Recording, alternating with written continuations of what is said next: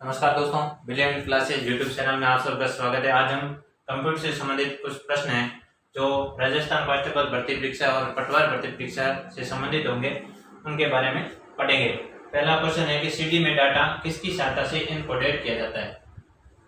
CD के अंदर जो डाटा कोडेड होते हैं वो किन की सहायता से इनकोडेड किया जाता है।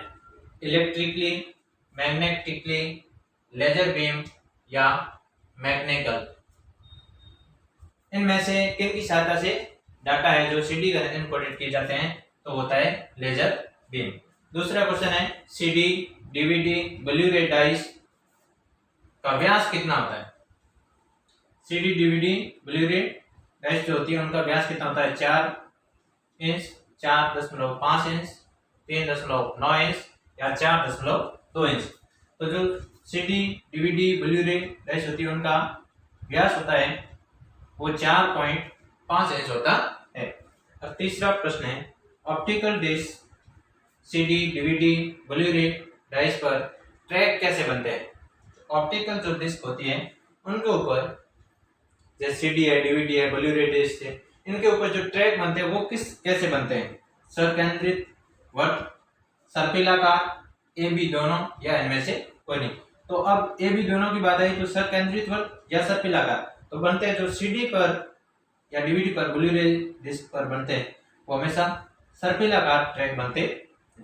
चौथा प्रश्न है एमएस वर्ड में quick access toolbar, MS Word में क्विक एक्सेस टूलबार में निम्न में से बाय डिफॉल्ट कौन सा ऑप्शन नहीं होता है।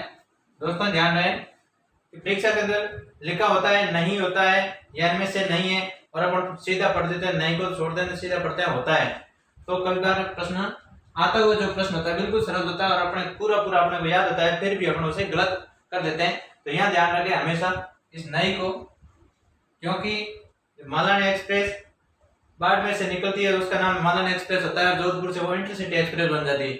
और यदि वो यहाँ अपन नहीं रुकते हैं और जोधपुर और सीधे निकल जाते हैं तो वो पूरी ट्रेन है वो मालाना एक्सप्रेस नाम से जाएगी। तो यहाँ नहीं है जो अपना प्रश्न गड़बड़ कर सकता है, फिर पछताने के अलावा हमारे पास कुछ नहीं रहता। इसलिए जो प्रश्न होता है उनको हमेशा ध्यान से पढ़ें।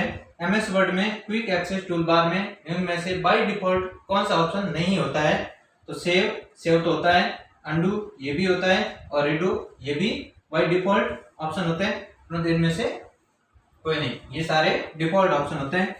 आउटपुट डिवाइस का उदाहरण है, एक होता है इनपुट, एक होता है आउटपुट। इनमें से आउटपुट कौन सा है, स्कैनर, प्लॉटर, टैब या सॉफ्टवेयर। तो स्कैनर होता है वो इनपुट होता है, लेकिन प्लॉटर होता है वो हमेशा आउटपुट डिवाइस होता है। प्रश्न नंबर 4 डीपीआई का विस्तृत रूप है डॉट्स पर इंचेस, डॉट्स पर square inches, dots printed per unit time या उपयुक्त सभी। तो डीपीआई का फुल फॉर्म होता है डॉट्स पर इंचेस, कई बार लिखा होता है डॉट पर इंच, तो भी उसे सही माना जाता है। और यह प्रश्न आरएससीआईटी के कई पेपरों में आ चुका है। कौन सा कंप्यूटर वर्गीकरण नहीं है, यानी इनमें से कौन सा कंप्यूटर का वर्गीकरण नहीं है, main frame computer, max frame computer, mini computer या नोटबुक कंप्यूटर। तो मेन फ्रेम भी होता है, मिनी भी होता है और नोटबुक भी होता है, परंतु ये मैक्स फ्रेम कंप्यूटर का वर्गीकरण नहीं है। 8वां है डेजीवाइल प्रिंटर का एक प्रकार है matrix printer, impact printer, laser printer या मैनुअल। तो इसमें डेजीवाइल प्रिंटर का प्रकार है वो इंपैक्ट प्रिंटर होता है। निम्न में से कौन सा ऑपरेटिंग सिस्टम नहीं है, डॉस, लाइनक्स, विंडोज, ओरेकल। तो डॉस ये भी ऑपरेटिंग सिस्टम होता है, लाइनक्स, यूनिक्स, विंडोज भी होता है, परंतु ओरेकल ये ऑपरेटिंग सिस्टम नहीं है। 10वां क्वेश्चन है मॉडेम का पूर्ण रूप है, यानी मॉडेम की फुल फॉर्म क्या है, मॉड्यूलेटर, डीमॉड्यूलेटर, मॉडर्न इंजीनियरिंग या ए बी दोनों, इनमें से कोई नहीं। तो मॉडेम का फुल फॉर्म यानी पूर्ण रूप होता है मॉड्यूलेटर, डीमॉड्यूलेटर। 11वां क्वेश्चन है एसएसओआईडी का पूरा नाम, ये प्रश्न भी आरएससीटी में कई बार पूछा गया है। एसएसओआईडी का पूरा नाम है, आरएससीटी में कई बार ये प्रश्न पूछा गया कि एसएसओ का फुल फॉर्म बताइए। यहाँ लिखा हुआ है एसएसओआईडी, ये ऐसे भी पूछा जा सकता है और ऐसा इतना भी पूछा जा सकता है। इसका होता है सिंगल साइन ऑन आइडेंटिफिकेशन या सोशल सिक्योरिटी ऑफिसर आइडेंटिफिकेशन या सोर्स सिलेक्शन ऑफिसर आइडेंटिफिकेशन या सपोर्ट सर्विस ऑर्गेनाइजेशन आइडेंटिफिकेशन। तो एसएसआईडी की फुल फॉर्म होती है single sign on identification. Question number 12, एक पावर पॉइंट शो में निम्न में से कौन सा फाइल फॉर्मेट ऐड किया जा सकता है? यानी एक पावर पॉइंट शो होता है, उसके अंदर कौन सा फाइल फॉर्मेट ऐड किया जा सकता है? जेपीजी, जीआईएफ या .wav या सभी। तो जो पावर पॉइंट शो होता है उसके अंदर ये तीनों ही प्रकार के फाइल फॉर्मेट ऐड किए जा सकते हैं। अगला है 13वां, HTTPS में उल्लेखित एस का क्या मतलब है? सिक्योर, सर्वर, स्टैटिक या सिस्टम।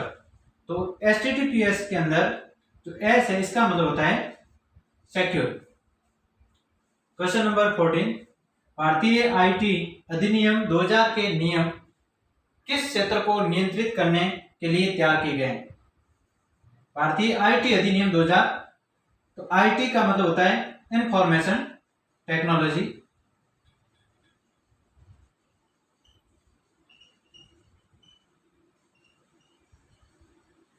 इंफॉर्मेशन टेक्नोलॉजी जो अधिनियम 2000 था, इस नियम के तहत किस क्षेत्र को नियंत्रित करने के लिए ये तैयार किया गया? तो आईटी इंफॉर्मेशन से संबंधित है। क्या वो आयकर से संबंधित था, औद्योगिक प्रौद्योगिकी, सूचना प्रौद्योगिकी या इनसाइडर ट्रेडिंग? तो इसका होगा सूचना प्रौद्योगिकी अर्थात इंफॉर्मेशन टेक्नोलॉजी। आईटी अधिनियम 2000 सूचना प्रौद्योगिकी को नियंत्रित करने के लिए तैयार किया गया। क्वेश्चन नंबर 15, ईमेल में BCC विकल्प क्या है?